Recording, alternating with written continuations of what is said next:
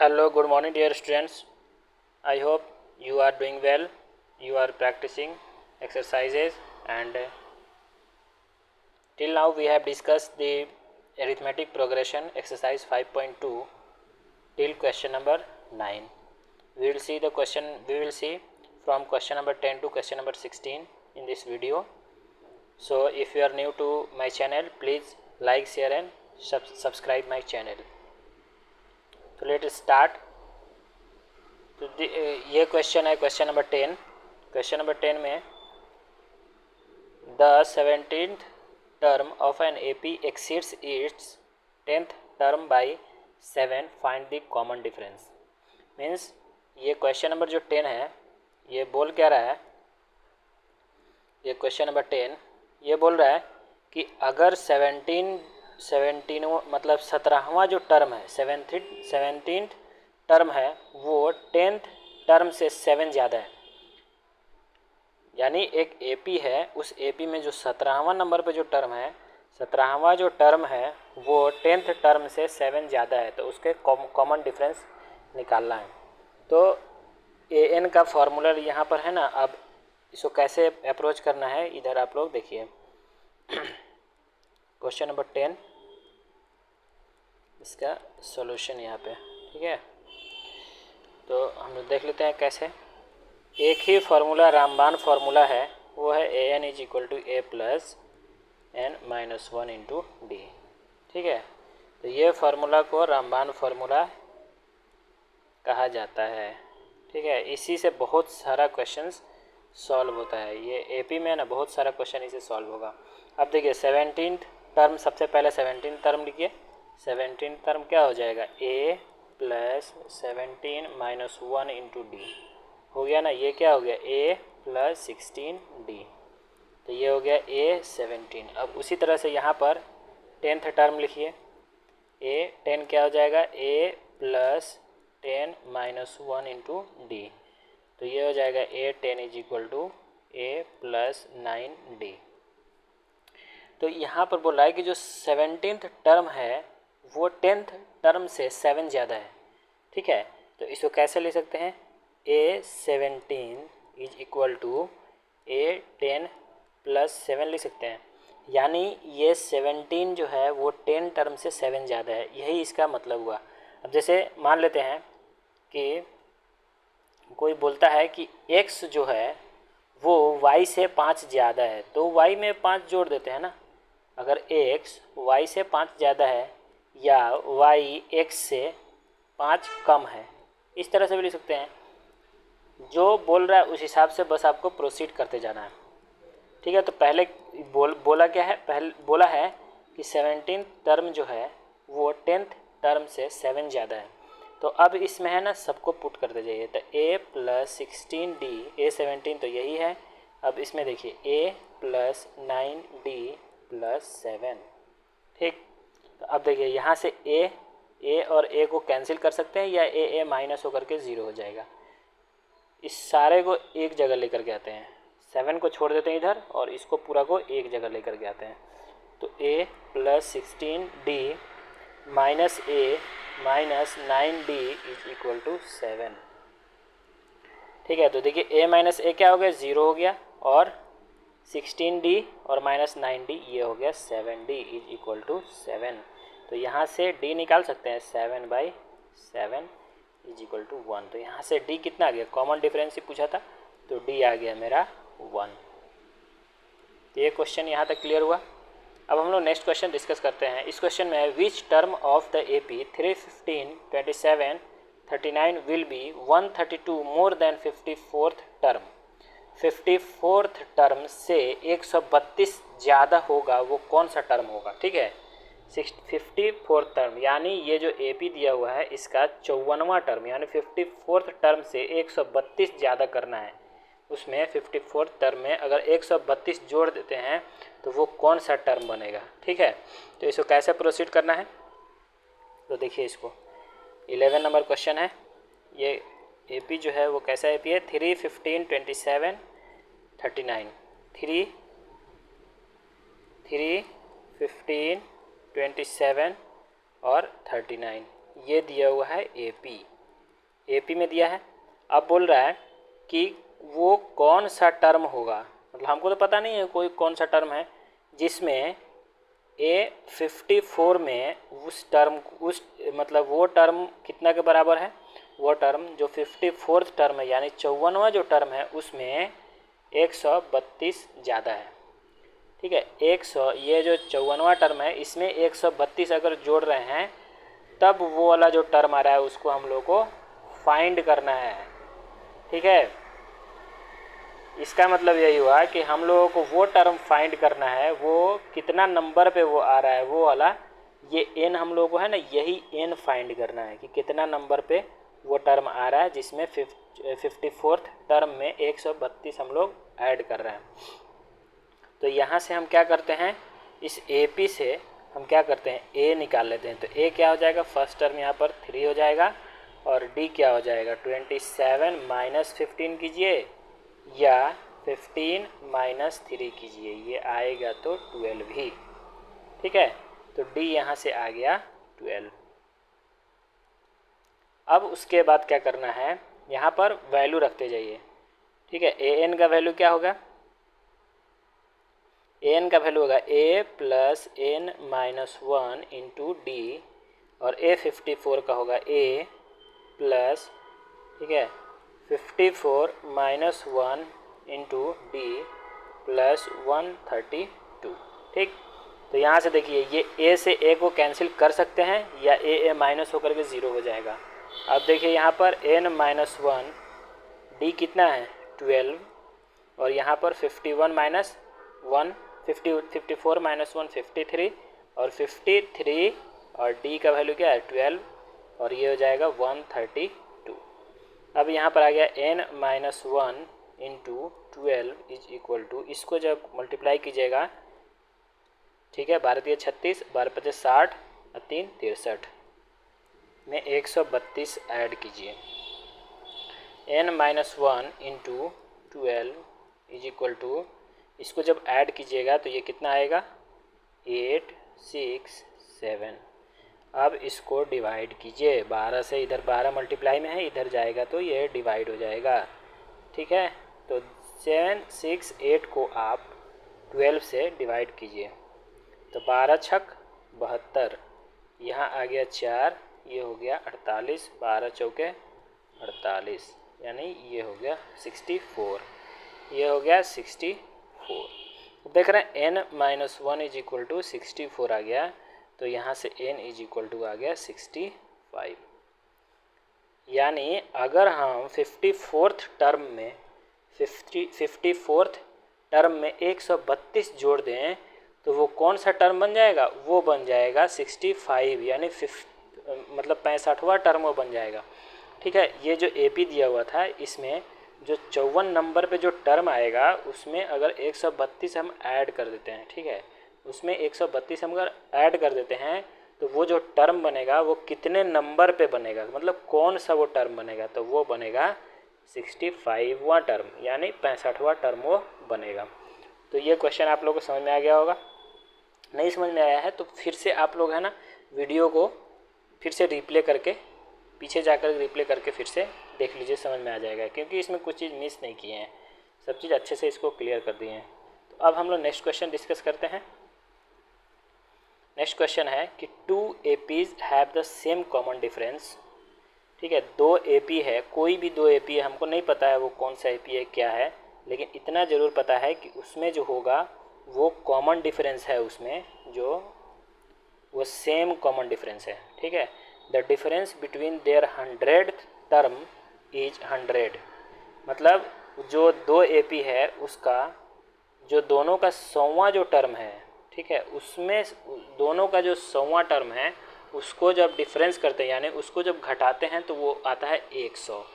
ठीक है, what is the difference between their 1000 term. अब बोल रहा है कि 1000वां टर्म अगर दोनों का घटाएं, दोनों का 1000वां टर्म को एक दूसरे से जब सब्ट्रैक्ट करें, ठीक है, तो उसमें क्या आंसर आएगा, क्या डिफरेंस आएगा। जैसे अगर मान लेते हैं कि सपोज दैट एक AP दिया हुआ है हमको, जैसे हम एक एग्जांपल ले रहे हैं समझाने के लिए, एक एग्जांपल ले रहे हैं, ठीक है, जैसे 2, 4, 6, 8, इसी तरह से ये आगे जा रहा है। ये एक AP मान लेते हैं। सपोज दैट ये क्वेश्चन से रिलेटेड नहीं है, ऐसे ही बस इस क्वेश्चन को बनाने के लिए कि कैसे इस क्वेश्चन को सोचेंगे, ठीक है। तो ये पहला AP हो गया। अब मान लेते हैं हम कि सेकेंड AP हम मान लेते हैं 3, 6, 9, 12, इस तरह से ये सेकेंड AP मान लेते हैं, ठीक। अब उसके बाद में इसके हिसाब से है कि ये 100वां टर्म बोल रहा है, तो इसमें हम 100वां टर्म नहीं, ऐसे बस सोचने के लिए कि हम मान लेते हैं कि अगर इसका फोर्थ टर्म, ठीक, और इसका फोर्थ टर्म दोनों को माइनस करें तो कितना आएगा, दोनों को माइनस करें तो ये 12 - 8 = 4, ठीक है, ये 4 आएगा। लेकिन एक चीज़ आप लोग ध्यान दीजिए इसमें कि हम जो ये एग्जांपल लिए हैं इसमें इसका कॉमन डिफरेंस 2 है और इसका कॉमन डिफरेंस 3 है। दोनों का कॉमन डिफरेंस सेम नहीं लिए हैं। आप लोग सेम ले भी सकते हैं। जैसे सेम कैसे ले सकते हैं, अच्छा सेम वाला ही कर देते हैं, सेम जो कॉमन डिफरेंस है ना उसी को कर देते हैं,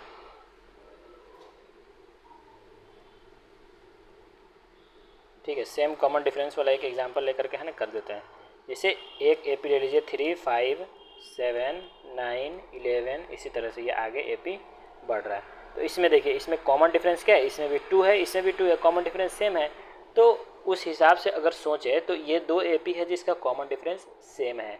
अब इसमें अगर कोई बोले कि आप इस दोनों AP का 100 टर्म निकालिए, 100 मतलब जो 100वां टर्म निकालिए और 100वां टर्म को डिफरेंस कर दीजिए, तो उसका जो आंसर आएगा वो कितना आएगा। और उसी तरह बोले कि 1000वां टर्म अगर निकालना है, उसका डिफरेंस निकालना है, उसका डिफरेंस कितना आएगा। तो आप इसका 1000वां टर्म आराम से निकाल सकते हैं, इसका भी 1000वां टर्म आराम से निकाल सकते हैं, और उसको डिफरेंस जब कर दीजिएगा तो वो आंसर आ जाएगा, ठीक है। तो हम लोग इसको पूरा सॉल्व नहीं करने जा रहे हैं, बस एक तरीका समझ रहे हैं जिससे कि ये क्वेश्चन आगे प्रोसीड करेंगे। अब देखिए इस क्वेश्चन को प्रोसीड कैसे करेंगे, ठीक है। इस क्वेश्चन को प्रोसीड हम लोग कैसे करेंगे, देखिए हम लोगों को सबसे पहले ऐसा मतलब एक AP बनाना पड़ेगा। AP का nth टर्म जो होता है ना वो लिखना पड़ेगा, जिससे कि 100 मतलब जिससे कि ये वाला सेटिस्फाई हो कि कॉमन डिफरेंस सेम हो।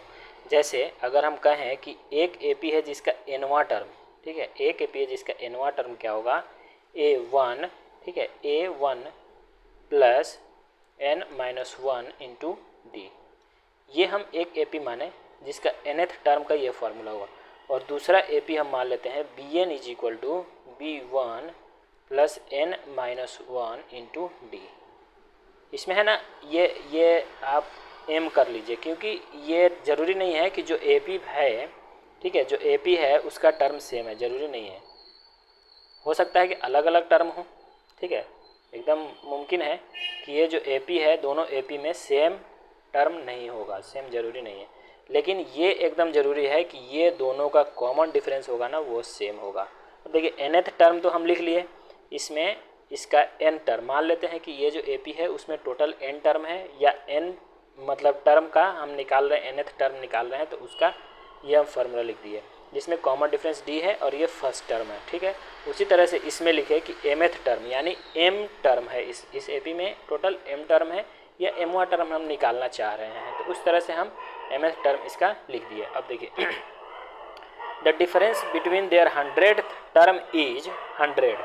अब हम क्या करते हैं कि 100 टर्म, इसका हम 100 टर्म लिखते हैं और माइनस इसका 100 टर्म लिखते हैं, तो दोनों का जब 100 टर्म सब्ट्रैक्ट करते हैं तो ये 100 आता है, ठीक है। अब देखिए इसका मतलब ही यही हुआ, the difference between their 100th term is 100, यानी दोनों का अगर 100वां टर्म लिखें, दोनों AP का 100वां टर्म लिखें, तो उसको जब डिफरेंस करेंगे तो वो 100 के बराबर में आएगा। अब देखिए A100 हम लिख देते हैं, यहाँ पे A100 कितना होगा, A1 + 100 - 1 × D, और फिर माइनस कीजिए,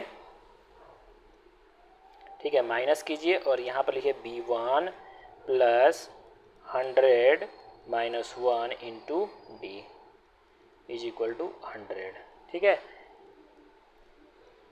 ये हो गया A1 + 100 - 1 × D। तो इसको और सिंप्लीफाई कीजिए, A1 + 99D माइनस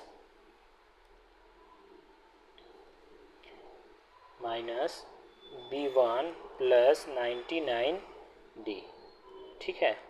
तो इसको कर लीजिए आप 100। अब देखिए इसको जब सब्ट्रैक्ट, इसको जब बनाइएगा तो A1 प्लस 99D लिखिए यहाँ पे, माइनस से मल्टीप्लाई कीजिए अंदर में, तो माइनस B1 आ जाएगा और माइनस 99D आ जाएगा इज इक्वल टू 100। देखिए A1 minus B1 is equal to 100 आ गया। ये 99D प्लस में है, ये 99D माइनस में है, तो ये ज़ीरो हो जाएगा। तो यहाँ से एक चीज़ हमको पता चल गया कि इस जो AP है जिसका कॉमन डिफरेंस सेम है, उस AP का पहला टर्म अगर डिफरेंस करें तो वो 100 के बराबर आ रहा है। और अब इसे पूछ रहा है कि जो 1000वां टर्म है यानी 1000वां टर्म है उसका डिफरेंस निकालने के लिए ये बोल रहा है। तो 1000वां टर्म का डिफरेंस कैसे निकालिएगा, लिखिएगा A1000 माइनस, ठीक है, A1000 लिखिएगा और माइनस इसमें लिखिएगा B1000, ठीक है। A1000 माइनस B1000 हमको निकालना है कि कितना आएगा। A1000 में क्या ले सकते हैं, A1 plus 1000 minus 1 into D, ठीक, ये क्या हो जाएगा इंटू D। अब देखिए minus B1 plus 1000 minus 1 into D, यही हमको निकालना है कि इसका डिफरेंस कितना आएगा, ठीक है। तो अब देखिए यहाँ पर A1 प्लस 999D माइनस, इस माइनस से अंदर मल्टीप्लाई करते हैं तो ये हो जाएगा B1 माइनस 999D। अब देखिए फिर से क्या आ गया, फिर से ये वही आ गया A1 माइनस B1, यानी इसका आंसर जो होगा वो 100 ही होगा। क्योंकि आप देखिए एक चीज़ है कि मतलब जो 2 AP है इससे यहाँ पर एक चीज़ बना भी सकते हैं, इस फॉर्मूला ही बना सकते हैं इससे, या आप जो और कुछ कह लीजिए कि इसको एक सिद्धांत भी बना सकते हैं कि अगर जो 2 AP है, ठीक है, 2 AP का अगर कॉमन डिफरेंस सेम है, 2 AP का कॉमन डिफरेंस अगर सेम है, ठीक है, तो उसका 1000 टर्म को या 1,00,000 टर्म का जितना का भी आप डिफरेंस निकालिएगा वो सब सेम आएगा, ठीक है। अगर कॉमन डिफरेंस दोनों का सेम है, कॉमन डिफरेंस 2 AP का अगर सेम है तो आप उसका सेम टर्म का, यानी अगर 100वां टर्म दोनों AP का 100वां टर्म हो, इसका 100वां उसका 100वां, दोनों का 100 टर्म अगर माइनस कीजिएगा तो वो सेम आएगा। 5 लाख मतलब 5 लाखवां टर्म भी माइनस कीजिएगा तब भी सेम ही आएगा। तो यहाँ से आप इसको सिद्धांत बना सकते हैं। तो होप आप लोगों को ये समझ में आया होगा। तो चलिए हम लोग नेक्स्ट क्वेश्चन डिस्कस करते हैं। नेक्स्ट क्वेश्चन है कि how many 3 digit numbers are divisible by 7। अब हमको वो मतलब how many 3 digit numbers are divisible by 7, तो हमको निकालना है वो 3 डिजिट नंबर्स जो डिविजिबल हो 7 से। तो सबसे पहला जो 3 डिजिट नंबर जो डिविजिबल है 7 से वो कौन सा होगा, ठीक है। तो इसके लिए हम लोग यहाँ पर है ना पहले सॉल्यूशन लिखते हैं। How many 3 digit numbers are divisible, ठीक है। हाउ मेनी 3 डिजिट बोल रहा है तो कितना 3 डिजिट नंबर होगा जो डिविजिबल होगा 7 से। तो इसमें ये सॉल्यूशन आप लिख लीजिए 13 का। तो इसमें बोला 7 से कौन कितना 3 डिजिट नंबर, तो सबसे पहला जो 3 डिजिट नंबर आता है वो आप 7 का जब टेबल लिखिएगा, 7 का टेबल कैसे लिखते हैं, 7 14 21 28 35 42 4 9, ठीक है। और फिर उसके बाद 56 63 70। अब इसमें है ना 7 जोड़ते चल जाइए, 8 4 91, फिर उसके बाद 98 और फिर आता है 105। आप देख रहे हैं ये 3 डिजिट आ गया, ठीक है। तो सबसे पहला जो 3 डिजिट है वो कौन सा है, तो फर्स्ट यहाँ पर लिखेंगे 3 digit number divisible by 7 is 105। अब आप देखते जाइए, इसी तरह करते जाइएगा तो 994, ठीक है। आप ऐसा कीजिए कि 1 मतलब 1000 से जस्ट छोटा ले लीजिए। 1000 से जस्ट छोटा क्या होगा, क्योंकि 1000 जो है ना, 1000 क्या आ रहा है, 1000 4 डिजिट का हो जा रहा है। हमको 3 डिजिट का ही निकालना है ना, कि 3 डिजिट में कितना नंबर ऐसा होगा जो डिविजिबल होगा। तो ये तो 4 डिजिट हो गया, जस्ट उससे पहले ले लीजिए तो 999, ये डिविजिबल 7 से नहीं है। फिर 998 ले लीजिए, ये भी डिविजिबल नहीं है। 997 ले लीजिए, ये भी डिविजिबल नहीं है। और उसी तरह से 996 ले लीजिएगा, ये भी डिविजिबल नहीं होगा। फिर 995 ले लीजिएगा, ये भी डिविजिबल नहीं होगा। फिर लीजिएगा 994, तो ये डिविजिबल है। अब इससे आगे और दूसरा नंबर जब ऐड इसमें 7 कीजिएगा तो 1000 से ऊपर यानी 4 डिजिट में वो चला जाएगा। तो इसका लास्ट जो होगा ना, लास्ट 3 डिजिट डिविजिबल बाई, ठीक है, डिविजिबल बाई 7 इज 994। अब ये AP आप लिख दीजिए। AP कैसे लिखिएगा, तो सबसे फर्स्ट टर्म क्या होगा 105, इसमें फिर 7 ऐड कीजिएगा, क्योंकि 7 से डिविजिबल होगा तो जाहिर सी बात है कि 7 इसमें ऐड कीजिएगा, फिर इसमें 7 ऐड कीजिएगा। इसी तरह से करते करते लास्ट जो टर्म होगा 994। अब हमको पता करना है कि ये 994 जो आ रहा है ना, ये कितने नंबर पे आ रहा है। ठीक है, हमको पता करना है कि ये 994 जो है ये कितने नंबर पे यानी कितनावा टर्म है। तो हमको क्या क्या पता है, A1 पता है हमको, है ना। A1 क्या है, A1 है 105। और हमको D पता है, D जो है वो 7 है। हमको क्या निकालना है, N निकालना है। और हमको पता है AN भी पता है 994। तो आप AN का फॉर्मूला लिख दीजिए, A1 + N-1 इंटू D। तो AN है 994 और A1 है 105 प्लस N-1 और D कितना है 7। आप इसको है ना 994 - 105 is equal to N-1 into 7 ऐसे करिए। तो इसको जब घटाइएगा तो ये आएगा 14 में से 9 गया 5 और 8 और ये आएगा 8, N-1 इंटू 7। अब यहाँ लिखिए ये गुना में है तो इधर जाएगा तो भागा में हो जाएगा 889/7। इसको जब कटाइएगा तो 7 × 1 = 7 और ये हो जाएगा 2 और 7, ये हो जाएगा N-1। तो यहाँ से 127 + 1 = N, तो N आ गया 128। यानी यहाँ से N कितना आ गया 128, यानी 128 टोटल टर्म ऐसा होगा 3 डिजिट में जो 7 से डिविजिबल होगा। ठीक है, तो ये क्वेश्चन आप लोगों को समझ में आ गया होगा। अब हम लोग डिस्कस करते हैं इसी का नेक्स्ट है ये 14 number, how many multiples of 4 lie between 10 to 450। 10 से लेकर के 250 तक 4 के मल्टीपल कितने हैं। ठीक है, तो उसी तरह से सेम है, कैसे इसको बनाना है देखिए।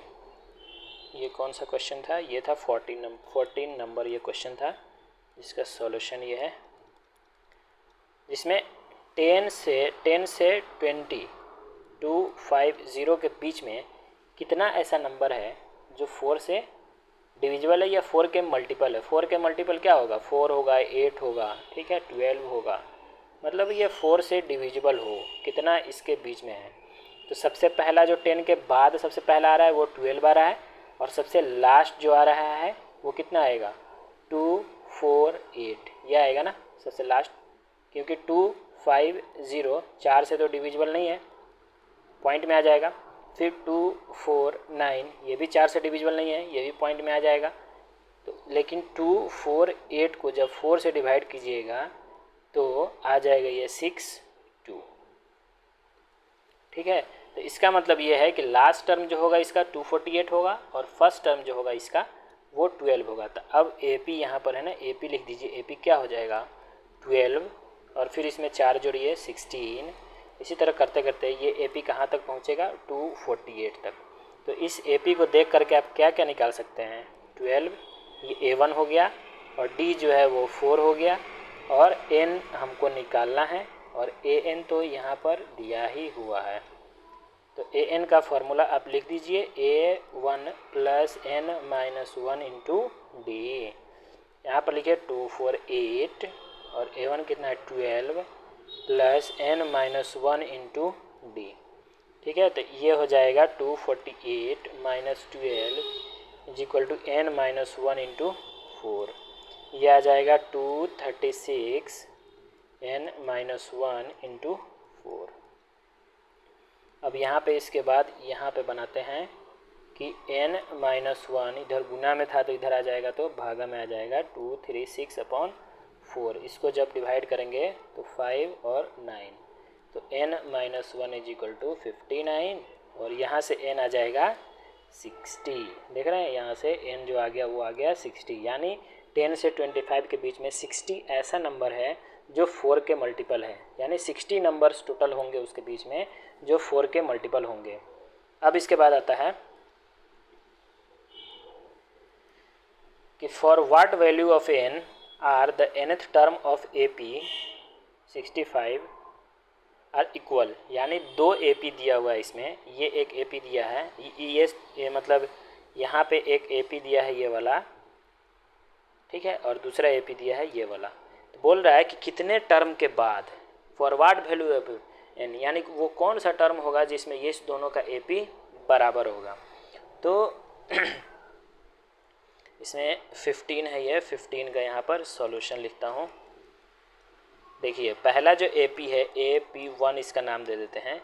इसमें पहला AP क्या है 63, 65, 67, ठीक है, और दूसरा AP, इस AP को पहले है ना A1 निकाल लेते हैं इसका 63, और इसमें D निकाल लेते हैं 65 माइनस 63 इज इक्वल टू कितना आएगा ये 2, यानी D जो आ गया वो 2 आ गया। अब उसी तरह से AP2 का निकाल लीजिए आप 3, 10, 17, इसी तरह से ये आगे बढ़ते जाएगा। तो यहाँ से A जो आएगा वो 3 आएगा और D आएगा 10 माइनस 3, ये हो गया 7। ठीक, अब इसका an टर्म और इसका an टर्म, दोनों का an टर्म बराबर होगा, वो कौन सा टर्म पे बराबर होगा, ठीक है, कौन सा n के लिए दोनों का nवां टर्म बराबर होगा। तो इसका an टर्म इसका an टर्म दोनों बराबर कर देते हैं, तो इसका an टर्म लिखेंगे an1 is equal to a1 plus n-1 into d1, ठीक है।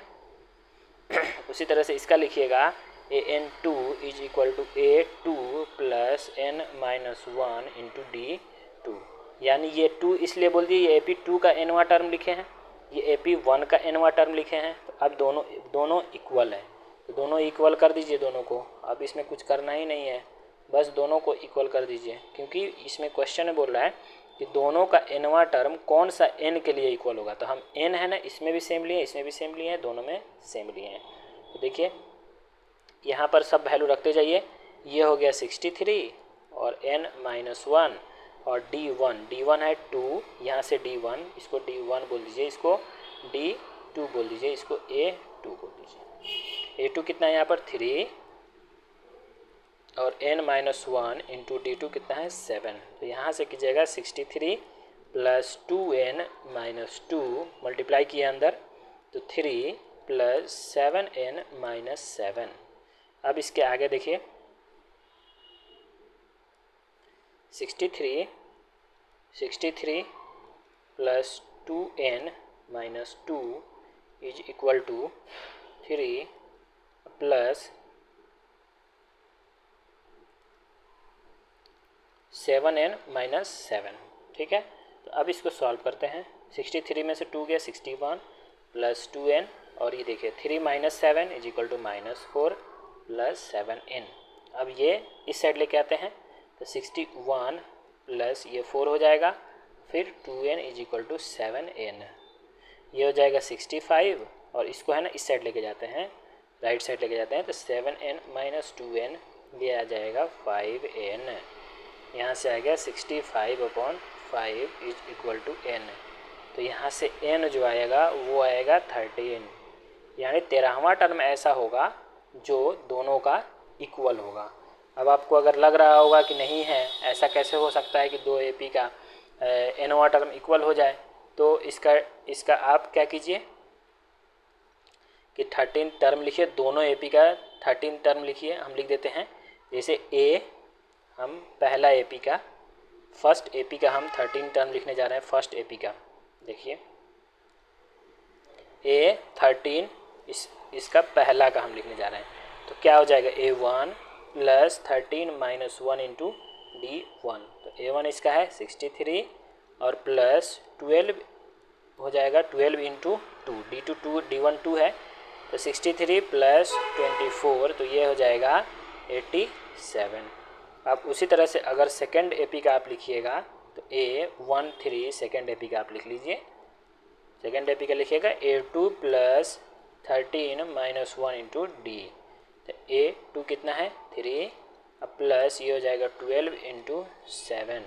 देख रहे हैं 3 प्लस इसका 12 का पढ़ा पढ़िए 12 से 84, ये हो जाएगा 87। मतलब हो गया ना, दोनों इक्वल। देख रहे हैं ये इसका 13वां टर्म पहला एपी का, इस सेकेंड एपी का 13वां टर्म, दोनों इक्वल होगा। ठीक है, अब इसके बाद बचा है इस एक्सरसाइज का last question, question number 16। Determine at the AP whose third term is 16 and seven term exceeds the fifth term by 12। आप लोग इसको है ना आप लोग खुद से ट्राई कीजिएगा, और अगर क्वेश्चन नंबर 16 नहीं बनता है तो आप लोग कमेंट बॉक्स में कमेंट कीजिए, हम आप लोगों को बताएंगे।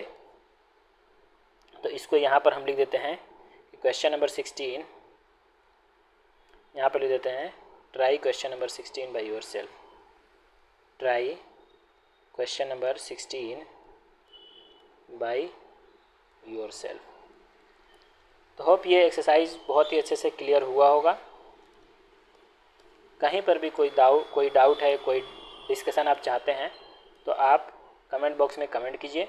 अब हम लोग इसके आगे जो नेक्स्ट वीडियो जब बनाएंगे, नेक्स्ट वीडियो में हम लोग डिस्कस करेंगे इसका और जो थ्योरी पार्ट बचा हुआ है जिसमें कि सम ऑफ n टर्म निकालना पड़ेगा, उसका फॉर्मूला हम लोग कैसे डराइव करेंगे, और एक बहुत आसानी तरीके से हम लोग उसका मतलब बहुत लंबा सम को हम लोग एक आसानी तरीके से एकदम जोड़ देंगे। मतलब लंबा कैलकुलेशन एकदम आसान हो जाएगा, सिंपल फार्मूला है। ठीक है, तो उसको हम लोग नेक्स्ट वीडियो में डिस्कस करेंगे। तो होप आप लोगों को ये क्लियर हो गया है। And if you are new to my channel, please subscribe, like and share my channel. Thank you for watching the video.